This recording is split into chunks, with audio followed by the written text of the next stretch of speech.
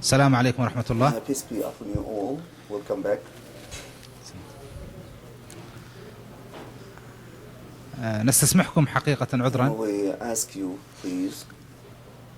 كنا حريصين على زيارة معالي مدير الجامعة مع الأخوان الخبراء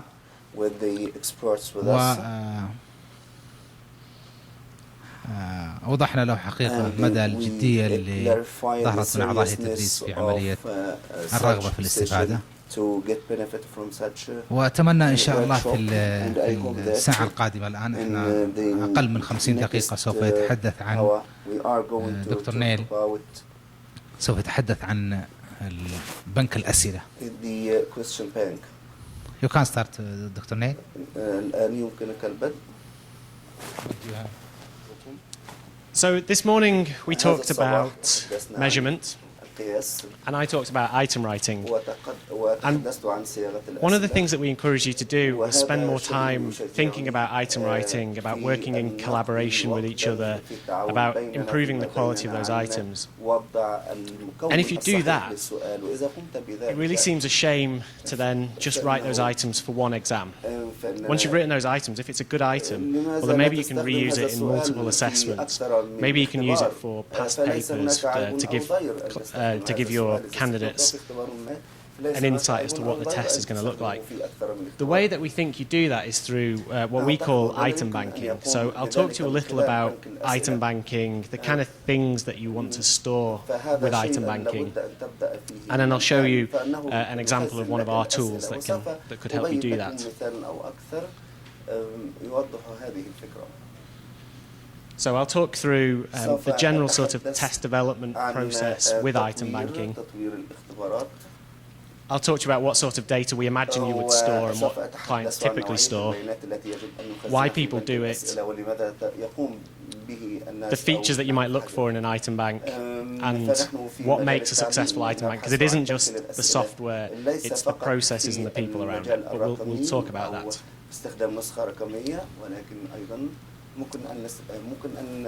So this is how we see test development. This is similar to a diagram we showed earlier, but it really starts out with analysing. It says job up here, it says analyse job, but really that's analyse the subject you want to test. So that could be creating your learning outcomes. It could be creating your detailed blueprint about the test. You would then, once you've done that, go ahead and write your items. You'd probably have some sort of review around those items. Once you've reviewed the items, you probably will go ahead and build an exam. Dr. Stefan talked earlier about setting the standard in those exams, and that's probably something you'll want to do. You'll administer that test somewhere to some candidates. The candidate will actually sit the test. And then you'll analyse the statistics around it. So of that whole circle, what item banking will give you is everything except the delivery piece. So an item bank will let you store the job task analysis or the syllabus areas. It'll let you store the items, the review process. It'll let you build the exam and set the standard and analyse those stats. What it won't do is deliver the exam for you. That can still happen with paper-based testing. It can happen with computer-based testing.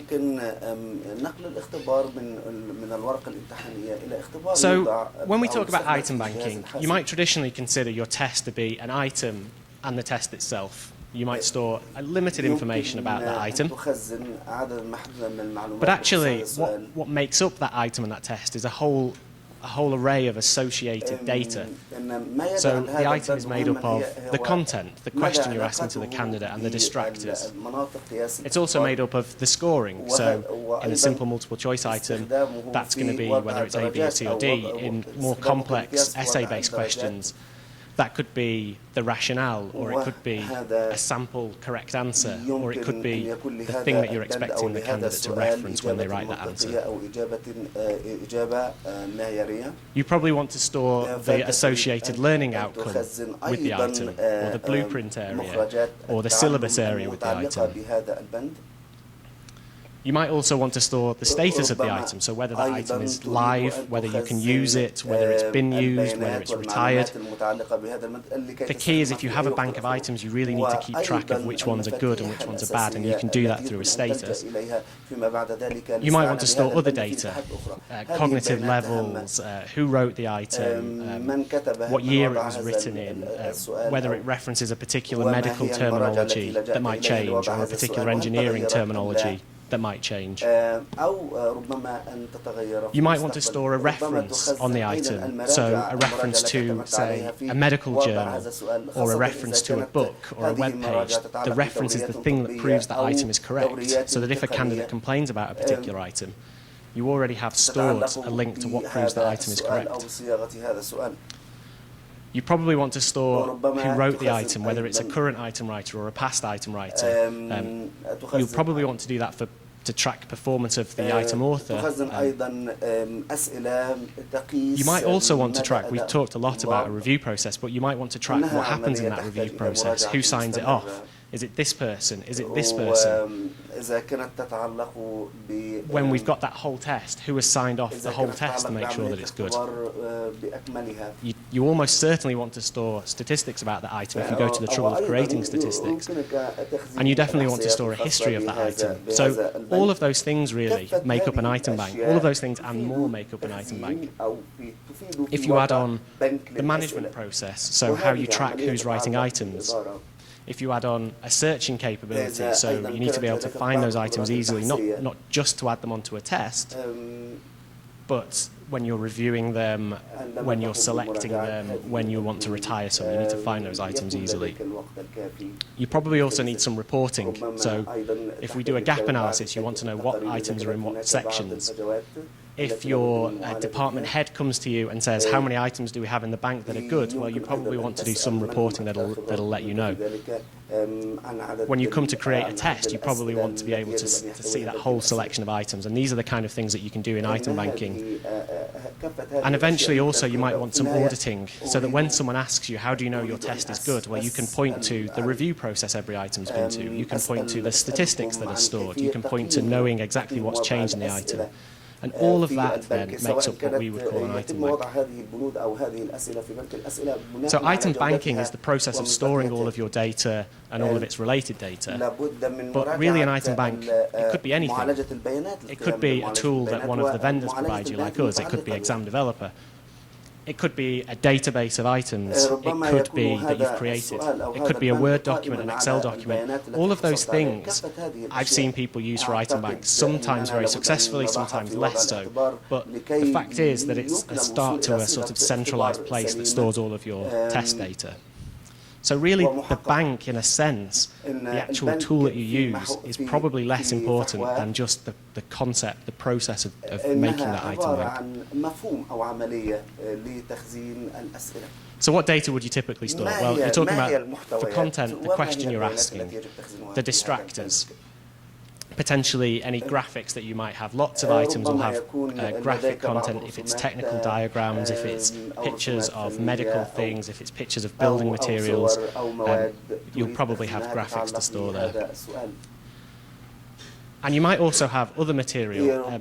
So, for example, in a computer-based test, you can add in audio, you can add in video, you can add in PDFs, those sorts of things.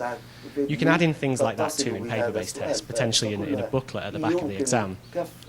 I think the point here is there's quite a lot of content that you could store in an item bank there, and lots of different styles of content, graphics in different formats or Word documents, those kind of things. In terms of the scoring, well, you probably want to store what the correct answer is, but I talked a little about those essay responses. Lots of people really, when they're creating item banks, want to store the rubric around the item, the rationale behind the item, correct answers. When you're marking an item, an essay item, you want to see exactly what you should be looking for, and that you probably want to store in an item bank. And if there's any sort of alternative scoring, so for, say, a simple multiple choice item, you might have A and C correct, or if the candidate selects A and D, they get the answer wrong. You can have sort of complex scoring there. The point is, whatever you're storing about scoring in the item, you want to keep in the bank. Okay, you definitely want to store your learning outcome. That's probably the thing that you're feeding back to the candidates. It's probably the thing that you want to check that the candidates have, completed or know about when they do that test.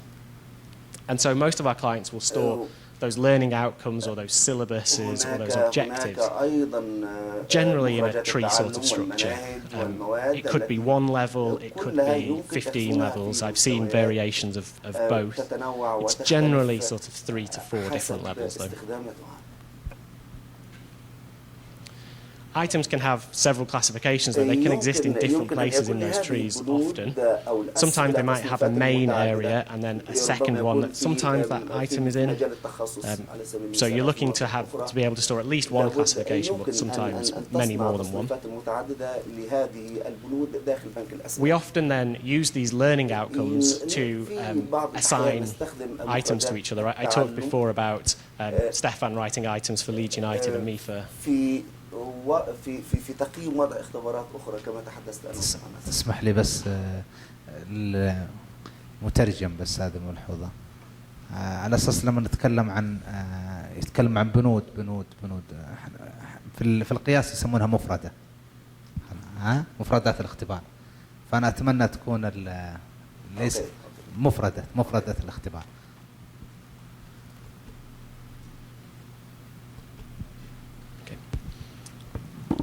So we can use those learning outcomes to control who's the best person to write items in this particular section, who's the expert on cardiology or radiology or whatever they are. We often use those learning outcomes to control who writes items in those sections. And we then also use it for gap analysis to understand where we need to write items into our bank. I talked a little about the reference. It's often useful to store a reference. Actually, lots of our medical clients will require us to store a reference against their items. They'll often want to then validate those references are correct. So an item author could write a reference, and then they'll have a separate step where someone then separately checks that reference is still valid, just as a sort of two-step process to make sure that that item is factually can be proven. It's often books or journals or web pages, and often you need to restrict that to a certain list. So it might be that you have 2 books that all of your content has to come from, so that when you give your course material to the students, they can find out all of the answers in these 2 particular books. So you might want to restrict those things, so item authors can only select references from these 2 books. That's a very common thing to do. And that helps give you the ability to check the sort of quality of the item and how valid that item is, because you've had this process that says for every item I know exactly why it's correct and I can prove why it's correct. I've just got this all in an other data section, so there are lots of other data that you can store around items. You probably want those things to be configurable because they're different between different programs. They might be fairly generic, like a cognitive level, or they might be very, very specific to the actual program that you're working on. So in a medical thing, that could be a terminology. It could be things like a Bloom's taxonomy, just another classification around the data. When you're creating that metadata, you probably want it to be configurable and searchable. And by configurable, I mean, do you want the item authors to write in like a free text field that reference, in which case they can really type in anything, or do you want them to select from a predefined drop-down list, or a combination of the 2? Do you want them to type in a rationale, or do you want to select one from a group of 3 or 4? The point is that you'll be wanting to collect a lot of data, and you need to think very thoroughly about what data you want to collect and how you want to find it and search for it. So this data is often a mix of response types, of free text, drop-down lists, combo boxes, checkboxes, those sort of things. And this sort of thing is sometimes, I talked before about the tool being unimportant, but occasionally or often it's easier to do these in, say, a database structure than a Word document where people can just type in anything. And you might want to store, say, a Bloom's taxonomy, like I mentioned, or an item status within that other data. We talked a lot this morning about having a sort of collaborative review process. And that's definitely the sort of thing that you want to store in an item bank. You'll probably want to track to make sure that each item has gone through that review process, and when it goes into a test, you probably want to understand that it's been seen by these different review groups. You might want to audit that at some point. Each step of that review process might have outcomes. So those outcomes are traditionally things like accepted or rejected. So Stefan writes an item, it comes to me, I can choose to reject or accept that. But you really want to check who's doing that. You might also want to have a sort of group stage to that. So for every item, does one person have to sign it off? Or do 10 people have to sign it off? And if you have 10 people signing it off, you want to track who's doing that. You probably also then want to use that review process to query and search the bank. If you have a review process, you really want to make sure that items are flowing through it, that they're not getting stuck at one particular step because that person's on holiday. So you really want a sort of configurable, searchable system so you can find out, well, I have 10 items waiting for me at review, or I have 100 items that are complete and ready to go onto the bank. The kind of statistics you'll store, or you'll probably want to store, we talked about this morning, generally they're created by some sort of measurement expert or psychometrician. Sometimes they're not, sometimes they're just created by someone who understands spreadsheets and formulas. The point is that I think that a psychometrician can help you kind of set up the methodology, but it doesn't necessarily need to be there to actually generate those statistics. I think anyone with a sort of background or passion in formulas and statistics can help create those. I don't know, Stefan, if you agree with that. Stefan agrees with that. Those statistics, though, could come from many exam sittings. They could come from 2013's exam. They could come from 2014's exam. If you have an extremely long historic testing program, they could come from 10, 20 years ago. Those statistics change over time. So because an item is good this year doesn't mean it's going to be good next year. You know, if that content gets leaked, if that content changes or it's not taught or it's taught slightly differently, those statistics will change over time. So you probably want to track different versions of those stats too. And then potentially use them in test construction. So you probably, when you're building your test, want to pick the strong performing items. Dr. Stefan talked about having a spread of items over a spread of difficulties. So you're going to want to search for those when you're building the test. And you'll probably use those statistics not just to create the test, but to feed back to author performance too. So when you're looking at the bank as an author, you can look at your old items and say, well, I know these are performing really well, so I'll write more items that look like that.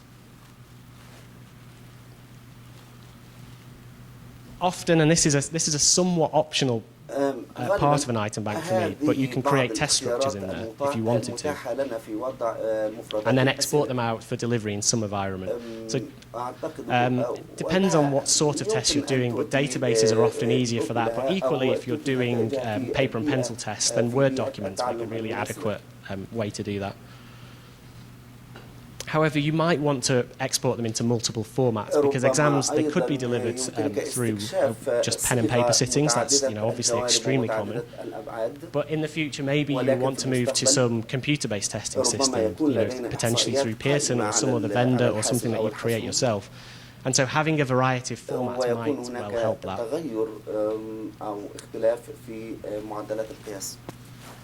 And I talked a little bit about it before, but storing the history of the item is very important. Who reviewed it? Who changed it? Where has it been delivered? And how did it perform? Those are all sorts of historic data that are generally useful to store. So I've kind of talked about all the things you might want to store, but why would you want to store any of these things? Well, it potentially increases the reliability of the tests. You have a store of the items and their performance statistics. So when you create your test, you have a pretty good idea of how it's going to perform. You might not have a perfect idea, but if you're selecting from good items, well then the likelihood is that the test will perform well. It increases the consistency of the items. So I talked a lot this morning about this collaborative review process. So that review process makes all of the items look similar, not in terms of the content, just in terms of the general sort of look and feel. you don't get items jumping wildly about to different places and different formats because they've been thoroughly reviewed. It allows reporting on program status. So you can see I have 100, 200, 10,000 items in this particular area. And I think that it increases the speed of creating the tests. Although when I wrote this down, I kind of ummed and ahed about it because the thing with item banks is that they don't necessarily make the exam process any faster. In fact, often in my experience, we found it makes it slower, but it does improve the quality. So I think with a thorough item bank system in place, it might take you longer to create tests initially, but the long-term view, the downstream stuff, says that in a year or two your exams will be more consistent, more reliable, and that potentially at that point it will speed up the individual creation. But I think it's fair to point that out. Another reason to do it is that customized workflow that we've been repeating a lot now. So that could be a one-step review process where just one person sees it. It could be a 10-step review process with lots of different branching options. Whatever really works for your department, for your college. Having an item bank in place will help you customize and create that workflow. And it can help you build an audit trail for your items. I put increased security of items on here, and again, when I created this, I thought, I'm not sure about that, because it kind of feels like storing all of your items in one place actually makes it a little more risky. But with the right layers of security in place, what it stops is people losing Word documents that have all of your items on. It stops people just disappearing from the university or the company and taking all of their items with them. So it's sort of increased security for the program, really. What I'll do now is I'll talk for sort of a few minutes about general features, and I'll quickly show you our tool, and then I'll go back to the presentation. So these are the kind of things that people look for in item banks. They look for the item authoring support. So how do you write your items? How easy is it to write your items? Can I write them just when I'm in the college, or can I write them at home at the weekend? What item types does it support? Does it support the item types that I want to use? The remote item authoring thing is interesting because it used to be the case that people really wanted to keep their item banks secure in the building that the tests were being delivered in or that the company existed in. And more we've seen a push to remote item authoring, so web-based, so people at home at the weekend, if they wanted to, could create their 10 items, submit them, and away they go. In the bank, generally, you're looking at search capabilities. How easy can you find the items? You're looking at import and export capabilities, whether you can edit 100 items in one go or one item in one go, so whether you can batch edit those items.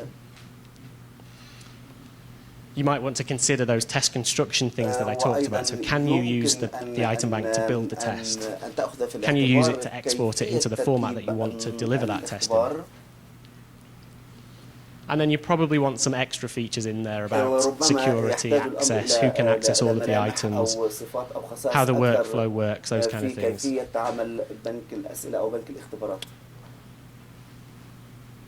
So at that point, I'll pause for a second and just very quickly, sort of 5 or 10 minutes, show you the tool that we have. We think it's the industry-leading tool. But I'll just show it you to show what could be possible, and then you can have a think about whether that works for you.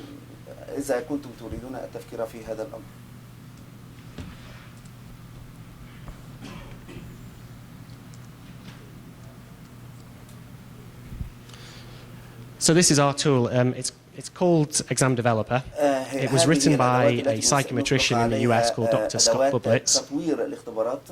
The first clients that we had on here were medical boards in the US, so it was designed to work for some of the big medical boards. It's all web-based, so you can access it remotely from home. You can access it on your iPad or your tablet or your Android phone. It offers sort of role-based security, so as an item writer, maybe I only see the items in my particular field. Maybe I only see items about item banking. Maybe Stefan only sees items about psychometric things. Maybe the IT team only see items about IT. So that's broken down through this dashboard feature here. So you can see I have separate item banks in there. I also, on this main first screen, get an overview of what items I have to create, what items are currently approved in my bank, so I get a really quick snapshot of the overall program status. So I'm going to click on just a random project here. I mentioned before that this is all role-based, so you can break down the item writing process to people that can write items, and maybe all they see is the write item screen, and people who can review items, and maybe all they see is the review screen, or people that can do both. So up here you have a write section and a review section, and they correspond to the different tasks I've been assigned to do.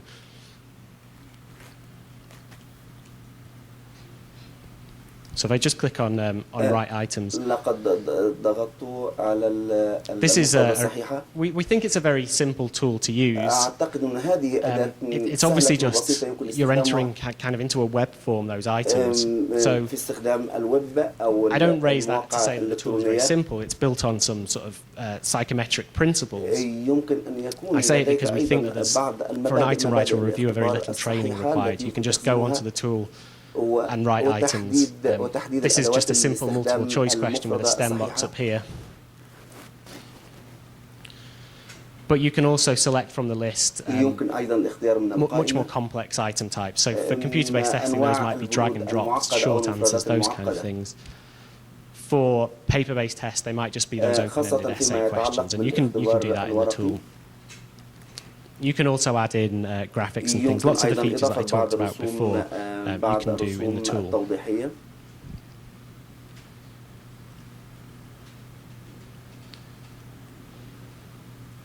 So I'm just going to leave that page and go to the review section.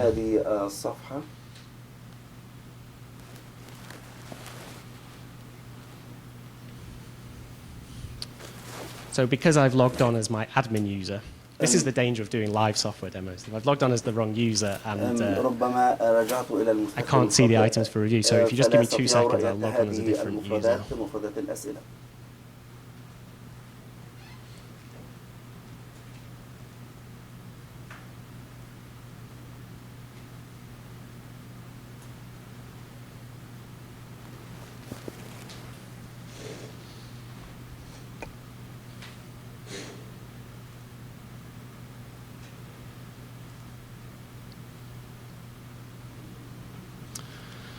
Okay, so this is assuming I have a correct review process set up. Me as an item writer, I log in this tool and I see here what items are available for review.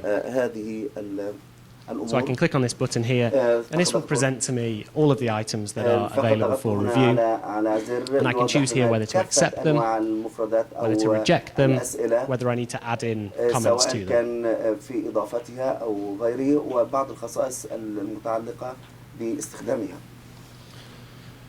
I can also here see which blueprint it's been assigned to. So the thing that I didn't show you with the actual item writing is where you assign those learning outcomes to. So I'll just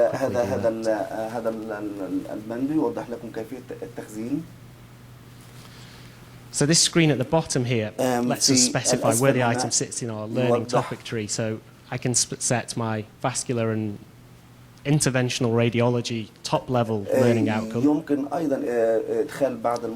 and then underneath select whether that's a vascular diagnosis, whether it's a non-vascular intervention.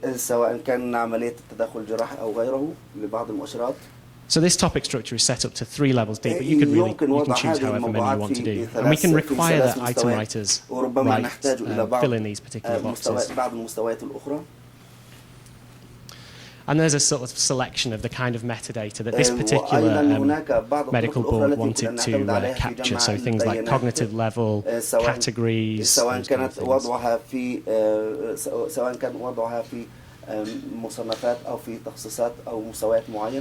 So that's really just simply the item writing part of it. On the back of the tool as well, there's also some psychometric standard setting, those sorts of things that Stefan talked before about. and test building, but I won't show you any of those things today. I'll just jump back to the presentation. So that's an example of an item bank. It might be right for you, it might not be right for you. The point is that I think it's important to have an item bank in place. But the item bank itself doesn't necessarily solve any of your problems. You have to understand how to implement it. You have to understand what makes a successful item bank. So the tool can definitely help you with this. So I talk about thoughtful creation of metadata. So when you set it up, when you're writing those items for the first time, you need to think about what data you want to use in the future. In 2 years' time, when you're building tests, when you're searching items, what data might you need to use? And so that process takes some time. You really have to think a lot about the data that you're capturing. I think it's very important that you have some sort of manager in place to manage that item bank. Lots of people will do this. So it's very difficult to expect everyone in a particular department or across a particular university or company to write items in the same way, to follow the same process in the tool. So often we find having someone in place that monitors access, that creates roles, that gives the initial training, really helps the success of the bank. Thinking about the sort of item writing and review processes, that also helps. So if you want to introduce a review process, running it by lots of people or lots of departments, just to make sure that you have some solid processes in place to do that. Consistency of the bank, so making sure that all items are written in a particular style, yes, but also that they're all logged in the same style. So that you're storing the same metadata, that if you're storing metadata, maybe you need to make it required. Consistency across exam building, so do all exams have 100 items in? Are they all named the same? Those sorts of things make for a really successful bank. The right training for the people that are going to use it is obviously really important. You can't just, I said this morning, you can't just expect people to write good items. Well, equally, I can't expect them to just be able to use a tool.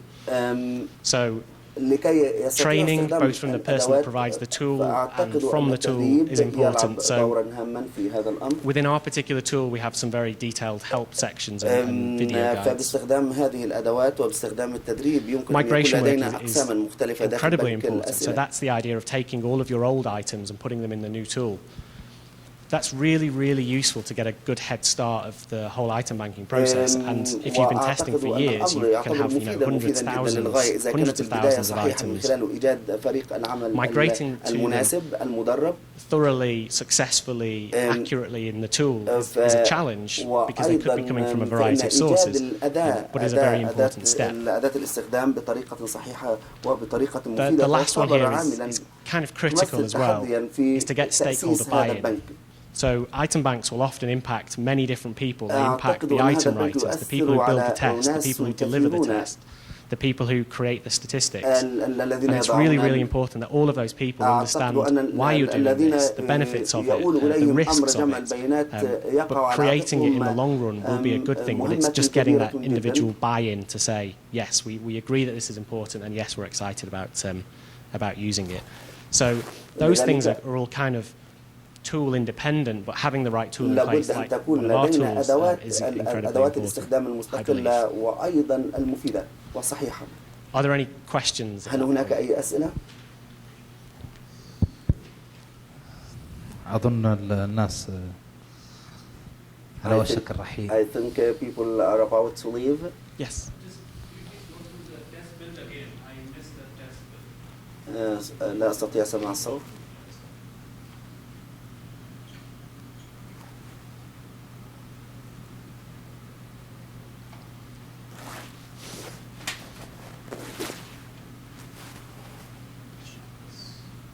Yes. Okay. Okay. So you have an item bank in place. 2 minutes. Excuse me. 2 minutes only. 2 minutes? Yes. Okay. You have an item bank in place. So those might just be, 100 items, 1,000 items. So the test build process is the idea of selecting what items go on that test. So they'll be added to a test through searching. So you'll probably say, for this particular blueprint, I want 25% to be in this learning outcome, 10% in this learning outcome, and so on. And then also, you probably want to hit some statistical criteria. So only pick me items that are between these point by serial balance. And then you probably want to store that test in the term. Yes. Because we consider about the examination and evaluate the student about the score for examination, we have a problem now. The student, all what it care about is the examination. It doesn't care about the material of these subjects. Because even the student, I give him the lecture, this will come in exam, they will occur in exam. This is what the student consider about. We need to solve this problem. So I need to know what is your advice to solve this problem. Second point, I'd like to know what is the characteristics of a good exam.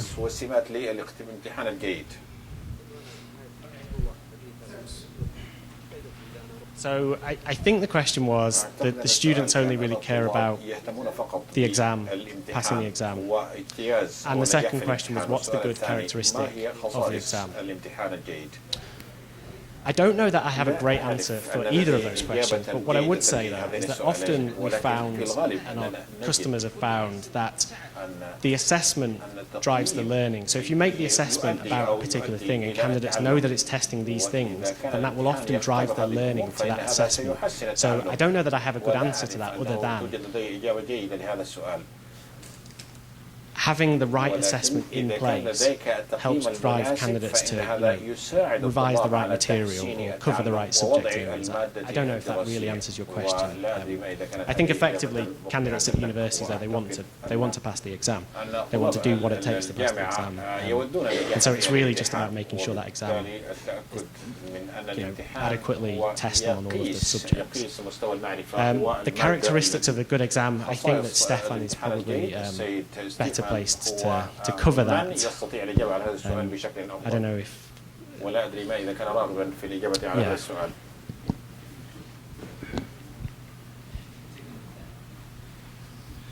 I'm not sure I'm best placed, actually. I mean, the characteristics of a good exam, to an extent, dependent on the context. It depends what kind of exam, what you want out of the exam. I mean, it boils down to this. We work in an area where there are best practices and guidelines, etc. But there tends not to be a definitive answer to a lot of these things. I mean, from my point of view, I'm a measurement specialist. A good exam is one which is extremely reliable and I can trust in the scores. That, to me, is a good exam. To you, because you perform a different function, you may have a different opinion to mine. I mean, I think there are baseline things you can do that say, well, this is the minimum to make a good exam, and the measurement stuff would be, and the item writing stuff. And then, really, it's how you use those scores from the exam, etc., which dictate, are they useful to you? I mean, we briefly mentioned validity while we've been talking. I mean, does your examination score predict future success?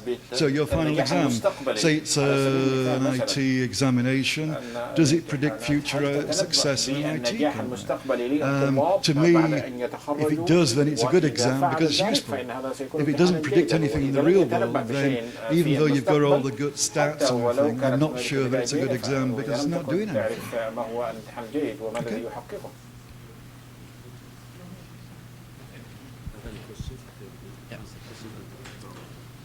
Does anyone else have any other questions? No.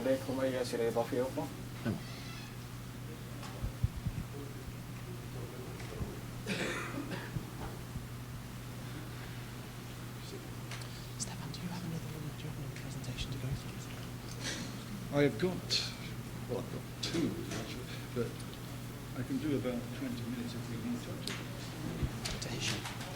If you want us to, Stefan has more presentations. But we don't need to do them. They're not really essential. It depends on the time, and if you want me to do something, I can do it. If not, then we can do it.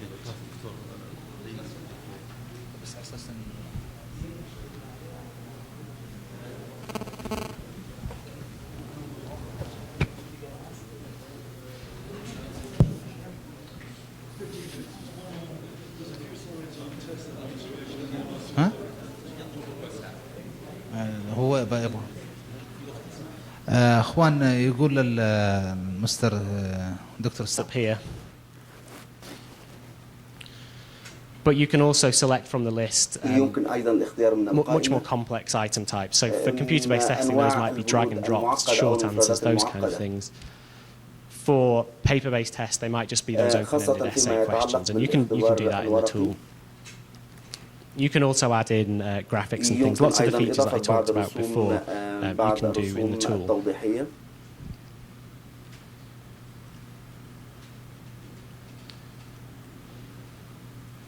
So I'm just going to leave that page and go to the review section.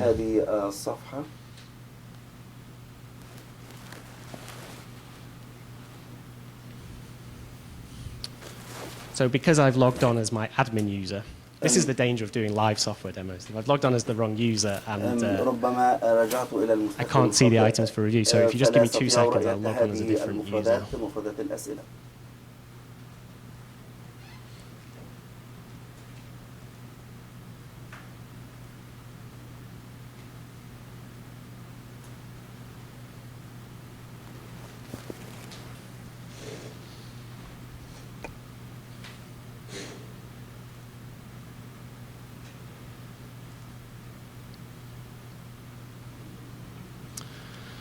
Okay, so this is assuming I have a correct review process set up. Me as an item writer, I log in this tool and I see here what items are available for review. So I can click on this button here, and this will present to me all of the items that are available for review. And I can choose here whether to accept them, whether to reject them, whether I need to add in comments to them.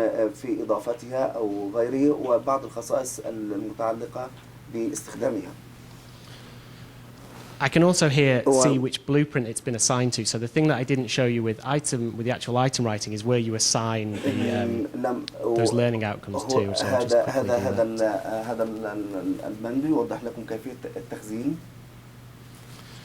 So this screen at the bottom here lets us specify where the item sits in our learning topic tree. So I can set my vascular and interventional radiology top-level learning outcome. And then underneath, select whether that's a vascular diagnosis, whether it's a non-vascular intervention. So this topic structure is set up to 3 levels deep, but you can choose however many you want to do. And we can require that item writers fill in these particular boxes. And there's a sort of selection of the kind of metadata that this particular medical board wanted to capture. So things like cognitive level, categories, those kind of things.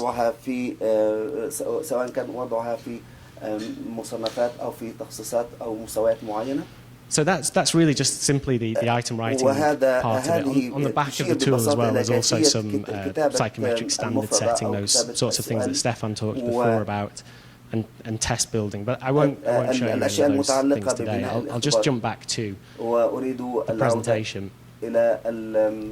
So that's an example of an item bank. It might be right for you, it might not be right for you. The point is that I think it's important to have an item bank in place. But the item bank itself doesn't necessarily solve any of your problems. You have to understand how to implement it. You have to understand what makes a successful item bank.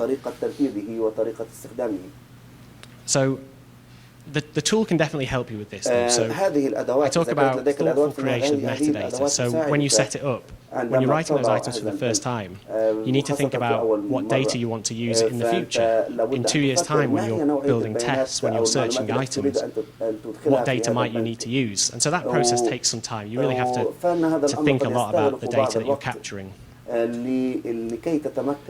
think it's very important that you have some sort of manager in place to manage that item bank. Lots of people will do this. So it's very difficult to expect everyone in a particular department or across a particular university or company to write items in the same way, to follow the same process in the tool. So often we find having someone in place that monitors access, that creates roles, that gives the initial training, really, really helps the success of the bank. Thinking about the sort of item writing and review processes, that also helps. So if you want to introduce a review process, running it by lots of people or lots of departments, just to make sure that you have some solid processes in place to do that.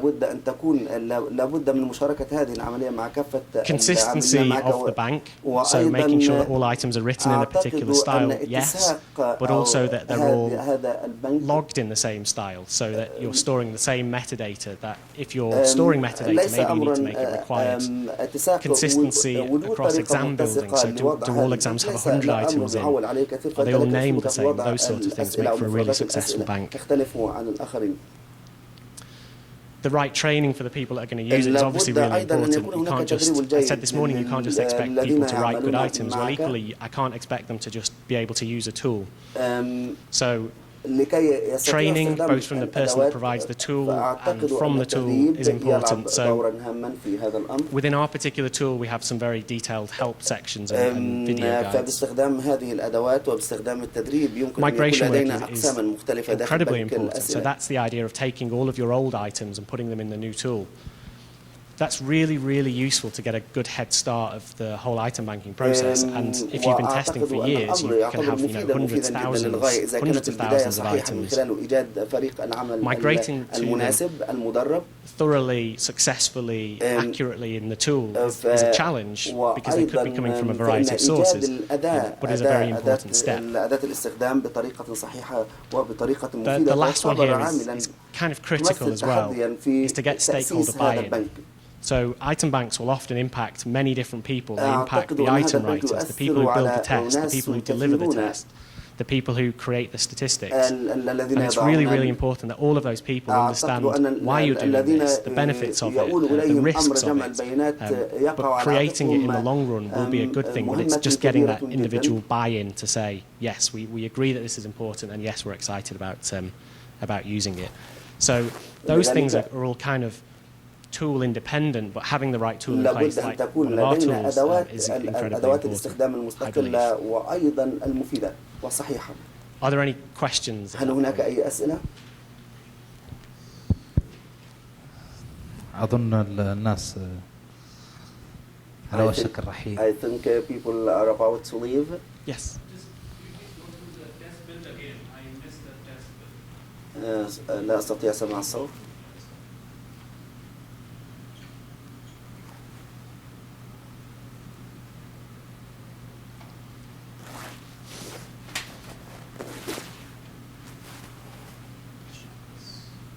Yes. Okay. Okay. So you have an item bank in place. 2 minutes, excuse me. 2 minutes only. 2 minutes? Yes. Okay. You have an item bank in place. So those might just be, 100 items, 1,000 items. So the test build process is the idea of selecting what items go on that test. So they'll be added to a test through searching. So you'll probably say, for this particular blueprint, I want 25% to be in this learning outcome, 10% in this learning outcome, and so on. And then also you probably want to hit some statistical criteria. So only pick me items that are between these point by serial balance. And then you probably want to store that test in the tool. Yes. Because we consider about the examination and evaluate the student about the score for examination, we have a problem now. The student, all what it care about is the examination. It doesn't care about the material of these subjects. Because even the student, I give him the lecture, this will come in exam, this will occur in exam, this is what the student consider about. We need to solve this problem. So I need to know what is your advice to solve this problem. Second point, I'd like to know what is the characteristics of a good exam.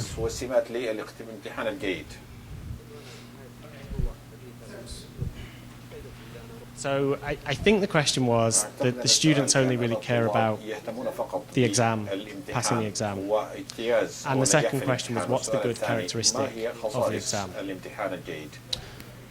I don't know that I have a great answer for either of those questions, but what I would say though is that often we found, and our customers have found, that the assessment drives the learning. So if you make the assessment about a particular thing and candidates know that it's testing these things, then that will often drive their learning to that assessment. So I don't know that I have a good answer to that other than having the right assessment in place helps drive candidates to revise the right material or cover the right subject areas. I don't know if that really answers your question. I think effectively candidates at universities, though, they want to pass the exam. They want to do what it takes to pass the exam. And so it's really just about making sure that exam is, adequately tests on all of the subjects. The characteristics of a good exam, I think that Stefan is probably better placed to cover that. I don't know if...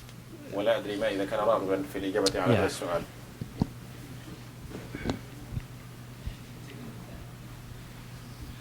I'm not sure I'm best placed, actually.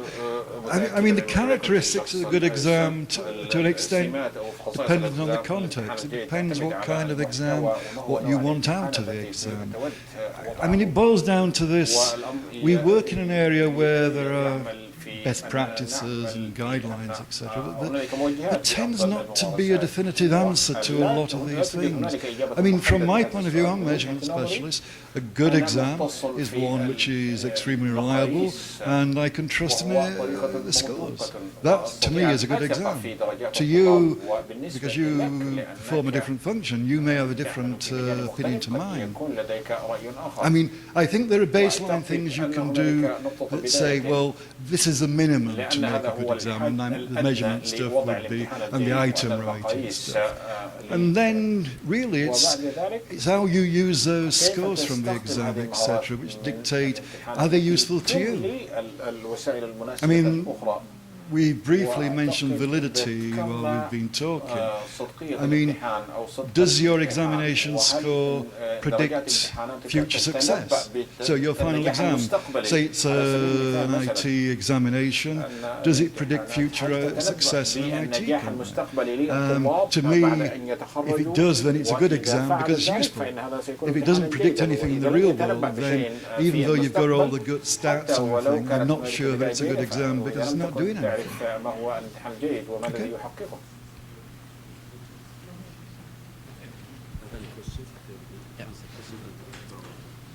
Does anyone else have any other questions? هل لديكم أي أسئلة إضافية أخرى؟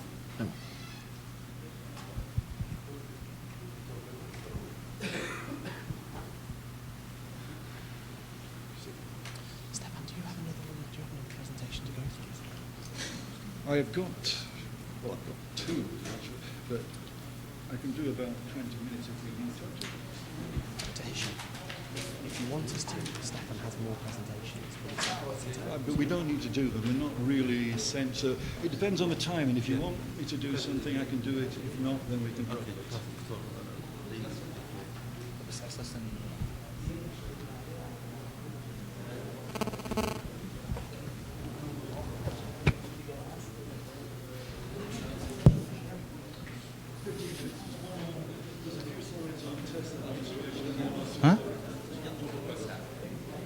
هو يبغى اخوان يقول المستر دكتور ستيف يقول انه يبغى ربع ساعه عنده شيء بيعطيكم اياه يعني الوقت هو بيشرح حاجه ممكن والله مستعجلين يعني هو الرجل متبرع هو خارج قال خذ خير قال ايه ما معي معون خلوا الرجال So let us give him this 15 minutes some basic information on how you should use scores. Okay? Okay.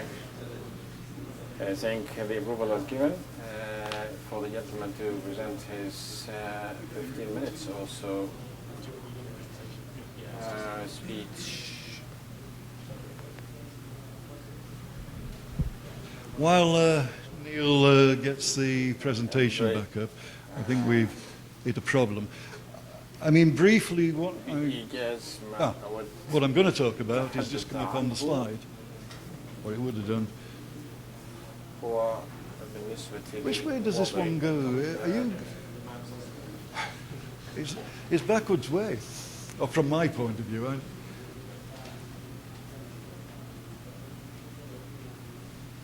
Okay. So, briefly talk about some test administration models. The point is that we've done exam presentation the same way, paper and pencil, for hundreds of years now. CBT, computer-based testing, introduces new ways of presenting tests. And I'd just like to at least go through, I think, 3 of those, just to make you aware of what can be done on CBT and how that may improve the examinations that you do. I mean, one of the differences between paper and pencil and computer-based testing is the idea of examination windows versus continuous testing. In the past, we used to gather 100 students into a room, have a couple of invigilators, and they all had to sit it on the same day. That's it. You miss it, we may give you, if it's a medical. That was the examination process. With computer-based testing, that no longer needs to be the case. We don't have to gather hundreds of students into one place. We don't have to do it all in one day. So, you can still do it that way, even with computer-based testing. You can have a single examination window, candidates sit examination once a year during a very limited period. So you might say, well, for 2 weeks in the summer, candidates can sit this examination whenever they want during those 2 weeks, then we close, mark it, etc. You can have multiple examination windows. You might have one every spring, autumn, winter, summer. There may be 4 examination windows a year. Or at the other extreme, continuous testing. And computer-based testing systems, they're always available. So for a lot of examinations nowadays, the clients that we see anyway, candidates can book a place to do their examination anytime. I mean, if it's an entrance examination, they may have to book in a kind of 6-month period. But there is no reason why you can't have a continuous testing window open. And for certification things, etc., where people are passing training courses at different intervals, it makes sense to have a continuous testing window. So that's one difference to CBT's brought. I mean, I suppose the other is that mostly with paper and pencil testing, we're used to a single form delivery. We put 40 items on a test form, everybody sees those 40 items, that's it. Once you start to get volume, there's a problem there. And it's made more prominent by long testing windows. Items get seen by candidates, they go out and talk to other people, and they tell people about what they've seen. And eventually some items tend to become well known. So to limit the way that happens, you can have multiple forms. And this is what the gentleman over there was talking about. I think he asked me a question about 3 hours ago, about how do you make sure that you've got parallel forms. So you've got to, say you've got to construct 4 forms for your examination. These have got to be equivalent forms. You can't have a candidate sit an easy form and another candidate sit a difficult form. So once you move to multiple forms, you also move to a more complex construction process and also a more complex statistical process. I mean, one of the advantages of doing CBT, items can be administered randomly. So, whereas in paper and pencil, they sit down and do that one and that one. When they sit down at the CDB examination, it can be that nobody knows which is going to be the first, which is the second, because it's random. And if it's random, then it's a lot harder for candidates to remember information about the examination. It's no good going out and telling your friend that third item was about this, because when they see it, the third item won't be about that. So as I say, I mean, it's a fairly involved, you know, you've got to construct test forms which satisfy content constraints, so they've all got to be balanced with content, and they've got to satisfy psychometric constraints. وكذلك تلبي أو تستوفي متطلبات القياس. There's a test administration design called LOF, linear on-the-fly testing. التي تقدم بها الاختبارات. It actually was originally designed to address item security issues with linear forms. Basically, with linear forms, at least some percentage of your candidates see each of those forms. And it's meant to increase security. And you need a large calibrated, by that I mean a psychometrically estimated item bank. But basically what happens is the candidate goes to CBT testing, and you've got a CBT testing centre. They sit down, and the form is constructed at that point. Every candidate should see a unique examination form. It's a fixed length test. Items are selected by the algorithms that run the linear testing to satisfy both content and psychometric constraints, thus ensuring that though these are unique forms, they should all be of equal difficulty, etc. So it addresses a lot of the security issues about items being overexposed, etc. And it's a very interesting way of presenting examinations, and probably at the kind of far end of computer administration is computer adaptive testing. I mean, it's true, and I've probably said this a couple of times already today. Items which are too easy or difficult contribute little information about ability. There's no point in giving easy questions to people if they know everything about that. You don't get information. So as a candidate takes a CAT examination, an estimate of ability is continually estimated based on response to all previous items. An algorithm selects the next best item given test specification and current estimate of candidate ability. So basically what happens is your candidate sits down, answers an item, gets it correct. The algorithm then selects an item which is slightly more difficult. Candidate takes that, gets that incorrect. So then they go back to a slightly easier question. It's this, and this ties into something I said this morning about estimating ability. It's actually a very good algorithm for zeroing in on ability level. For the IT people, this is like a binary search. I mean, you know, the starting place, that's your initial estimate of the candidate ability. You look at the answer, you re-estimate and say, well, I don't think, and you keep moving. And eventually you move in to a very good estimate of the ability. The advantages of CAT are it enables shorter tests. I mean, there's always a maximum number on a CAT test. Not often will a candidate get there. It's a very efficient algorithm that runs this kind of stuff. And so you end up, but not only do your candidates get a shorter test, so less items are exposed, by the way, but there's a greater reliability. Because as I say, you're actually doing something very clever with the algorithm and zeroing in on where the ability level lies. And obviously, because I just said, greater test security. So, I mean, there's a kind of three methods you can use which weren't possible with paper and pencil, and people who move to CBT find these very useful. Actually, if I'll do the scoring, and then can you, do you want to ask a question now, or do you want to? The CAT you're talking about, I have a question. Can I put it now or do you want to play it? No, go on, put it now. I was wondering if there's a weak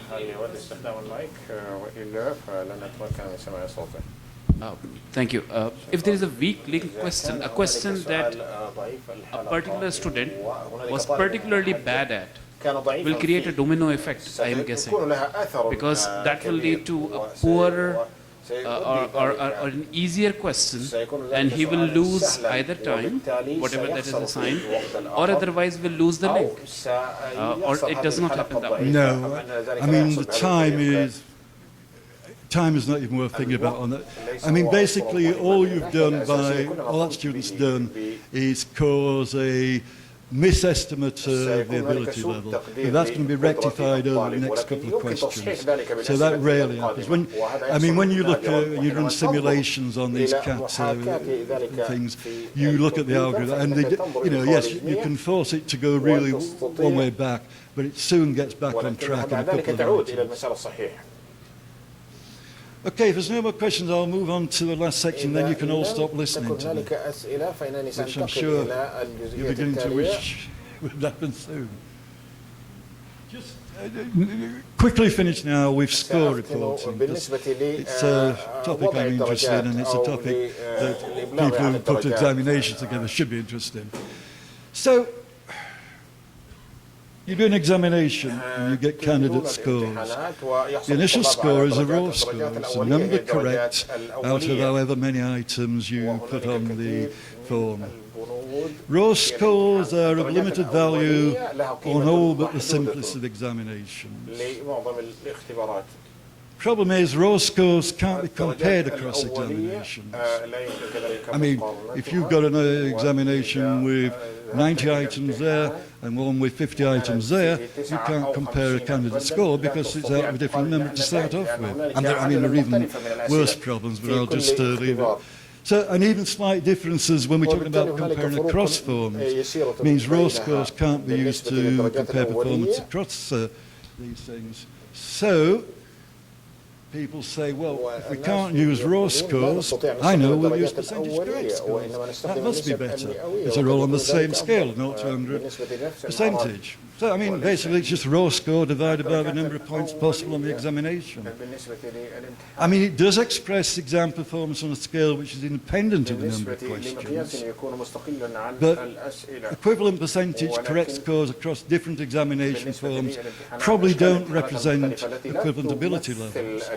In other words, you really haven't made any improvement by deciding to do percentage correct instead of raw score.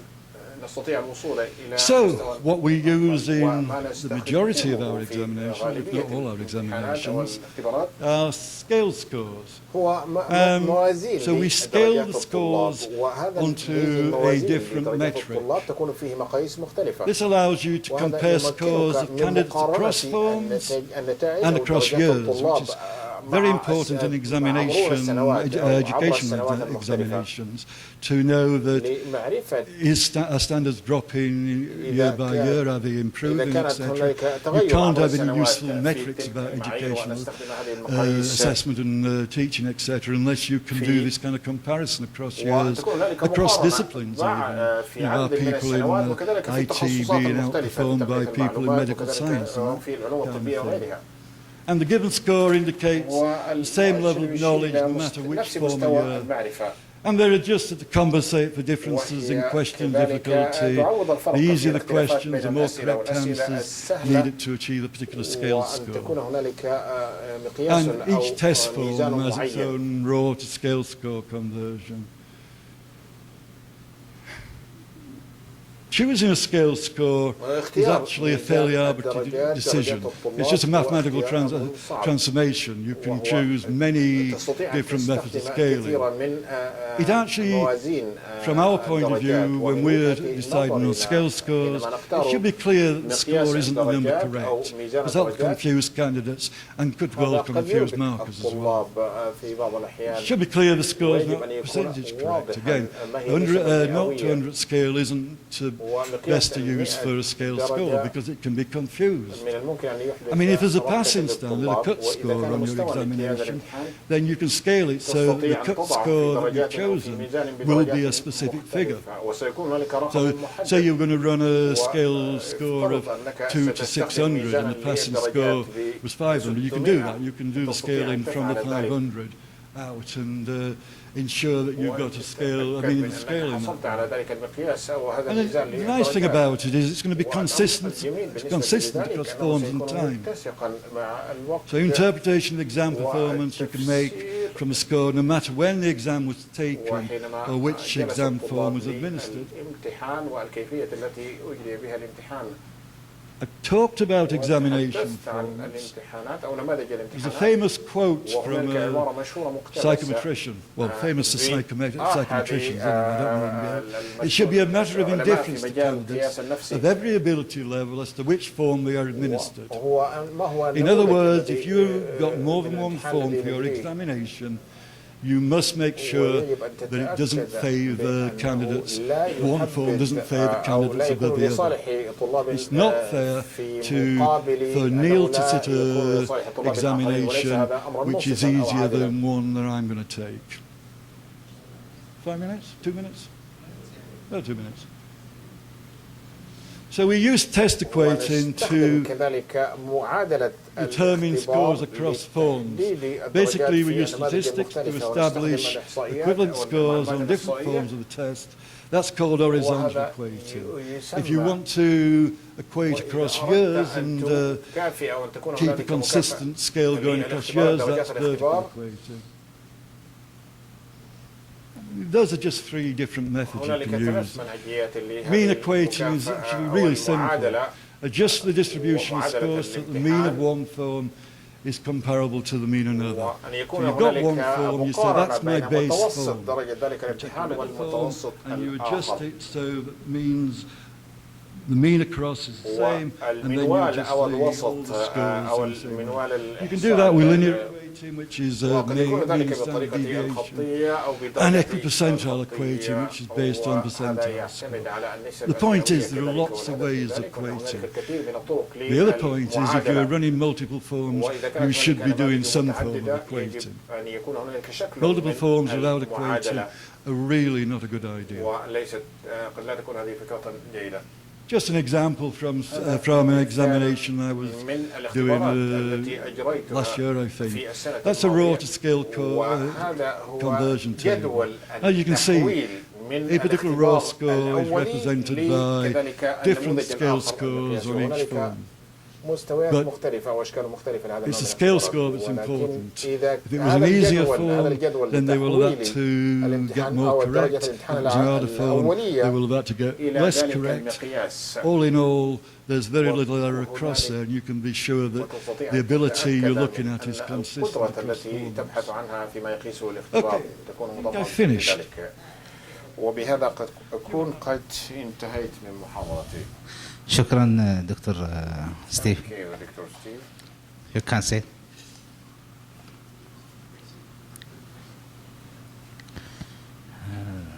شكرا للجميع حقيقة على حضورهم. أنا أرحب بسعادة وكيل الجامعة دكتور مسلم محمد الدوسري الذي كان شديد الحرص على أن لا يفوت لقاءكم، وهو يعني كان حتى مرتبط ارتباط شديد، وإلا أنه آثر إلا أن يلتقي بكم. الشكر له والشكر لكم أيضا. إذا لديكم أي سؤال حول هذا المشروع وليس حول النظام، حول المشروع موجه إلى عمادة التعليم الإلكتروني، سؤال أو فكرة إدارية في هذا المشروع، ممكن سعادة دكتور مسلم يجيب عليها.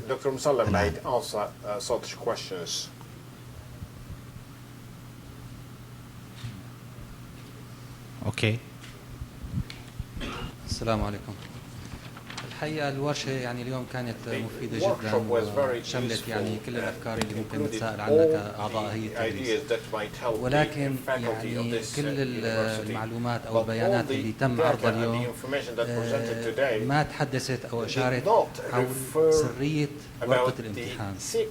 سرية ورقة الامتحان يعني المفروض تكون الورقة يعني ما مطلع عليها الطالب أو أي أطراف أخرى. كيف نحن احنا ممكن نربط ما بين قضية التحكيم والمراجعة وما بين سرية الورقة الامتحانية؟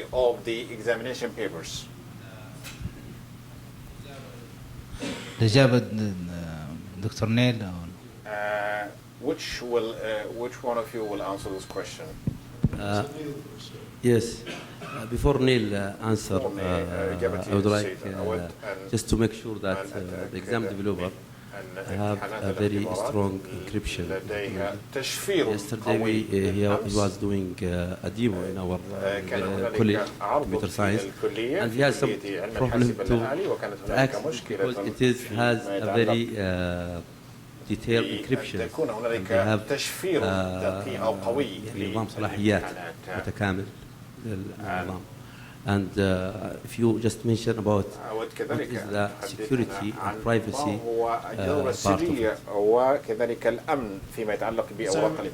The question was, how do you maintain exam security when we want you to increase like the review process? And so you want to, on one hand, make sure your exam is secure, and on the second hand, have more people looking at some of that content to make sure it's good. So there are multiple ways of doing that. So there are some system security controls in place. So in an item bank, in our item bank, we have some very strong encryption so that the data is secure, so people can't hack into it. We can have multiple authentication messages so that when I log in, I get a text message to my phone, and I have to enter a second code. So there are definitely some security things that we can put in place.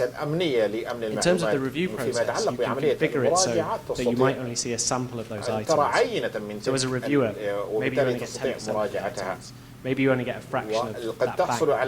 So you have multiple people still reviewing it, but they don't necessarily see the whole example. They get to see just a small sample. So you'll be exposing it to more people, but the people you're exposing it to are sort of trusted members of the staff, people who are writing items anyway, people who are reviewing items. So I think you really at some point as well have to kind of trust that the staff are not going to leak out. So there are some system things you can do, but effectively there's also a sort of institutional trust thing. You have to trust that your staff are not going to send those papers out. In a way, you have that problem now because a member of staff, if you write 100 items, you could just give it to your candidate. So at the moment, you trust your staff not to do that. So it's a similar process still, but involving more staff. Does that answer? على تلك الاختبارات أو الامتحانات أو جزء منها. بسم الله الرحمن الرحيم. بنشكر حضراتكم على الورشة دي ورشة العمل. أنا بس عايز أسأل، إحنا عندنا خدنا الدي تو ال وبنعمل فيه نظام الأسئلة، فآلية الربط بين السيستم بتاع الدي تو ال في الأسئلة والبيرسون بحيث إنه هو ما نكررش نفس الأسئلة وما نخليش الناس تكتب الأسئلة هنا وبعدين ترجع تكتبها مرة ثانية في هذا كان سؤال يعني من عمره يعني معنا وقت طويل احنا نفكر فيه. أي نظام نستقطبه في الجامعة أول سؤال عندنا يتبادر هل ممكن يتكامل مع الأنظمة الأخرى؟ فإن شاء الله نعمل عليه أساس لا تعيد العمل مرتين. طيب تفضل.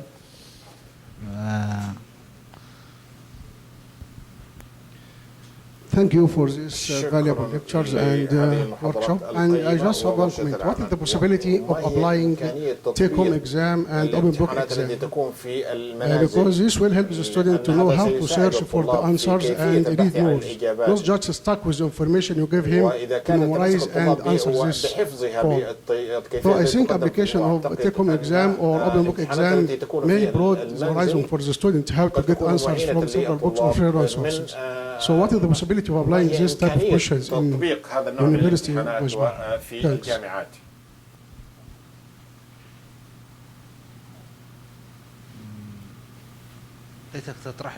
تطرح لي سؤالك بالعربي عشان أفهم باختصار شديد. باختصار شديد حضرتك ما مدى إمكانية إن احنا نحط أسئلة اللي هي فيها بعض الأسئلة كنا درسناها في أمريكا اللي هي تيكون إكزام أو أوبن بوك، إن الطالب ممكن يديله سؤال بحيث السؤال يحتاج من الطالب نهج إن هو يعمل سيرش ويبحث عن الإجابة، فدي هتزود الاطلاع بتاع الطالب، مش مجرد جاست إن أنا بديله محاضرة وان هو مرتبط بالاجابه من نفس المحاضره، دي هتشجع الطالب ان هو يقرا ويطلع بحيث يجيب، يعني بديله سؤال واديله فرصه ان هو يجيب الاجابه يبحث عنها، فدي هتزود الاطلاع بتاع الطالب وهتشجع الطالب يروح مكتبه ويروح اماكن عشان يجيب الاجابه. فما مدى امكانيه تطبيق هذه النوع من الاسئله في الجامعه؟ هذه ليست اسئله اختبار، هذه اسئله كاشفة أو معينة للتقويم. نحن تحدثنا في الصباح قلنا الاختبار له مواصفات معينة، له خصائص معينة، له أنظمة معينة. عملية أوبن بوك، السيرش، الملاحظة، هذه كلها يعني أدوات موازية للاختبار. اليوم نحن نتحدث عن نظام الاختبار وكيفية صناعة الاختبار، أسئلة الاختبار وكيفية عرضها على النظام. لكن هذه من كما قلت لكم العديد من الأدوات موجودة اليوم لأساليب التقويم. المقابلة أسلوب من أساليب التقويم، يعني البحث، الأوبن بوك أسلوب من أساليب، مش أسلوب اختبار.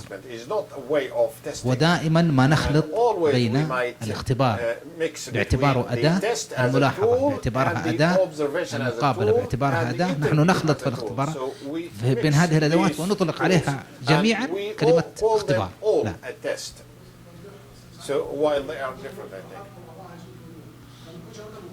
ايوه على راسي، هذا ما عندنا مشكله. لا انا اقول حول النظام. كثر الله خيرك. اشكر حقيقه الجميع. وقبل الختام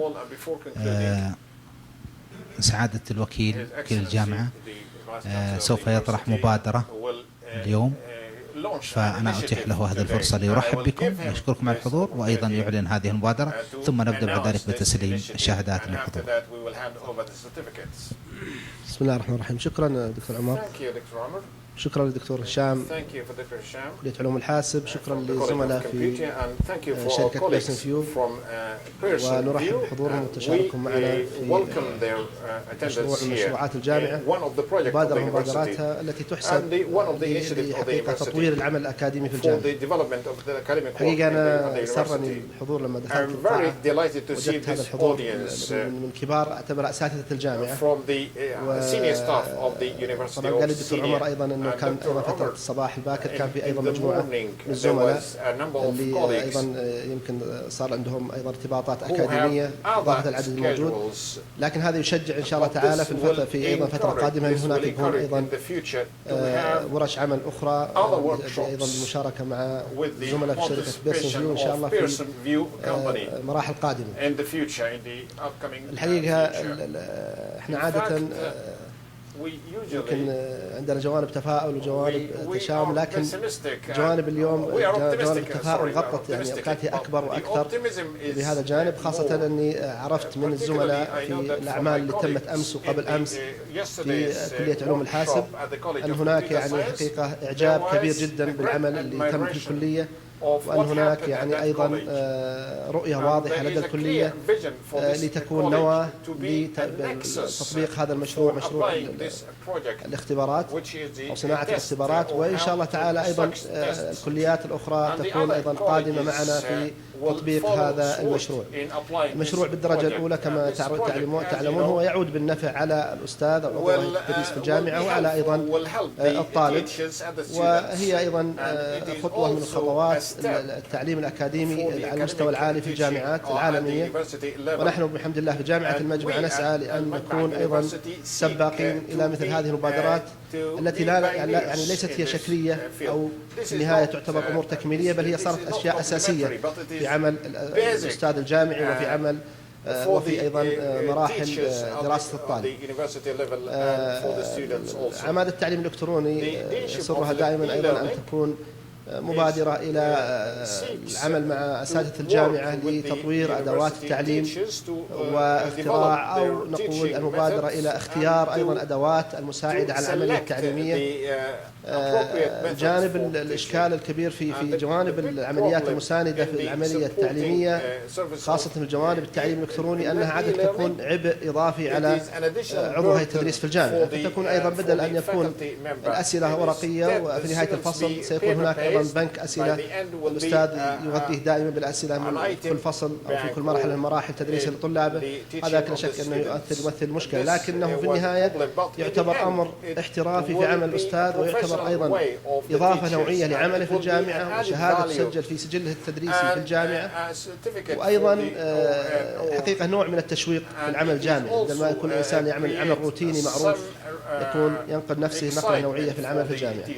الحقيقة أنا يعني يسرني أن نكون إن شاء الله مبادرات العمادة في الفترة القادمة كما طرحنا في العام الماضي مبادرة جائزة معالي مدير الجامعة للتعليم الإلكتروني الجامعي، أننا نطرح إن شاء الله تعالى جائزة معالي مدير الجامعة لأفضل بنك أسئلة سواء على مستوى الكليات أو مستوى أعضاء هيئة التدريس، وإن شاء الله تعالى سنضع لكم الأسس والضوابط التي تعينكم إن شاء الله على تطوير أعمالكم يعني التنافس على هذه الجائزة، وهي في النهاية نوع من التشريف أكثر منها نوع يعني من والتكريم أكثر منها نوع من الشيء المادي المحسوس. أشكر حضوركم وتفاعلكم. أعمال التعليم الإلكتروني هي جزء منكم وجزء مساند لأعمالكم في العملية التعليمية. يسرها أن تتلقى ملاحظاتكم وأن تكون معكم دائما في خط ساخن لتلقي أي ملاحظات، وأيضا يسرها أيضا تواصلكم هذا وتفاعلكم هذا حقيقة هو يعتبر جزء من دعمنا في أعمال التعليم الإلكتروني للرقي بأعمال العمادة. أيضا أنا أعيد الشكر للزملاء في كلية علوم الحاسب تحديدا، لوكالة عمادة التعليم الإلكتروني للشؤون الفنية الدكتور عمر الصعيدي، للزملاء في شركة بيرسوفيو، ونرجو أن نكون أيضا قدمنا لهم رؤية أو عكسنا يعني تجربة نعتبرها نقول جيدة عن جامعة المجمعة وعن عملها في هذا الجانب في هذا المجال، وأيضا نكون أيضا قد أدينا دور الضيافة العربية لهم في استضافتهم في المجمع. حياكم الله جميعا. الحلقة القادمة